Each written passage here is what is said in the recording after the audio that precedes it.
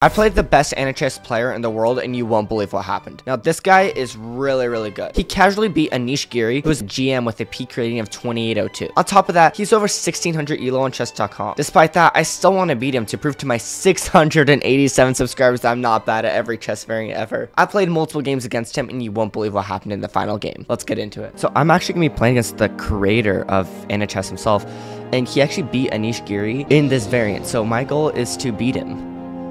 So hopefully I can do that. Okay, he plays a French defense. Okay, he's playing kind of passively. Okay, so he has these spells here. He got almost the same spells as me. That's really funny. Sure, let's just take that, and then let's maybe... We want to use this one for later, so we just want to develop normally. That's anything too crazy. He does have shot in the dark. Shot in the dark's really good. You can use it 3 times. You can see here's like, you can see here he has 1, 2, 3 little dashes. You can use those 3 times. For just queen time, you can only use once. Okay, okie dokie. Just gonna castle. I'm gonna play it safe. Gonna build up some mana. So you can see the mana bar is up here. And the goal is to build up the mana. Ooh, I'm gonna fake him out of it. I'm gonna use skill. Look, I'm gonna use a shot in the dark, but I'm not gonna take his thing. I'm just gonna come right here. So he can't see where I went. He can probably guess where I went though. Just slightly annoying. But he's gonna be really confused. Oh, he guessed it. He guessed it. Shoot. That's great. I just lost a bishop. After losing that bishop, the game went slowly downhill from there. He refused to castle and instead kept attacking me. Eventually, I opened up his rook and he opened up mine, and then I found a really nice tactic with a pin on his king, but I did misplay one of my spells which canceled the spell's effect, which really sucked. I didn't know about that at the time. After continuing to attack me, he made a battery with his queen and rook, but I misclicked my king and my king was ultimately captured. Unfortunately, I lost the first game and I thought beating this guy wasn't possible. It was just too difficult. He was just too good.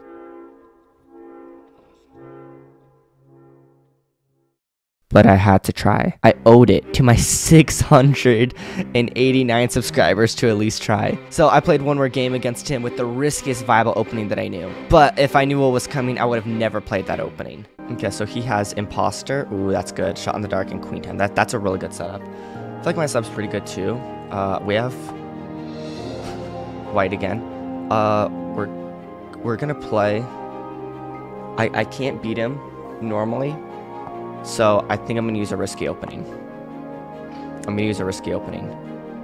I have to win.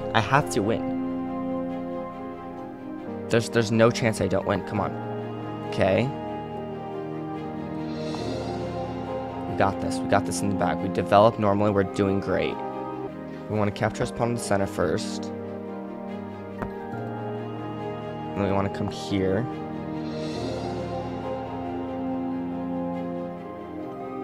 We might have to castle queenside. That might be the strat here.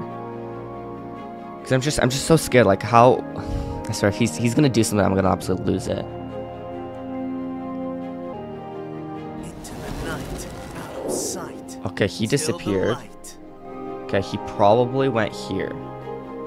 Probably. That's the only move that makes sense.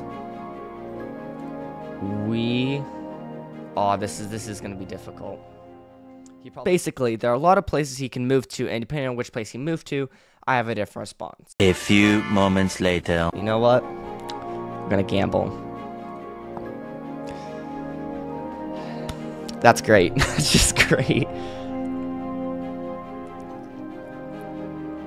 I may have lost in like 3 moves. That's just too funny. So, as you can see, I was dead lost. Now, the way you win is through king capture. And let's just say I used that rule to its fullest extent, and I still can't believe what happened. So, of course, I block with a pawn, and he captures my pawn. Then I use my shot on the dark spell, which hides a piece's movement for a turn. Now, he can't see if I moved my king to e2 or f2. He decides to play it safe, and I run away. He then captures my king, and I develop my knight. He moves his bishop, attacking my king, and I'm forced to move closer to his king. He uses shot in the dark, and I have no freaking clue where he went. If I guess wrong, my king is captured. And at this point, I'm sweating bullets and my mind is going into hyperdrive.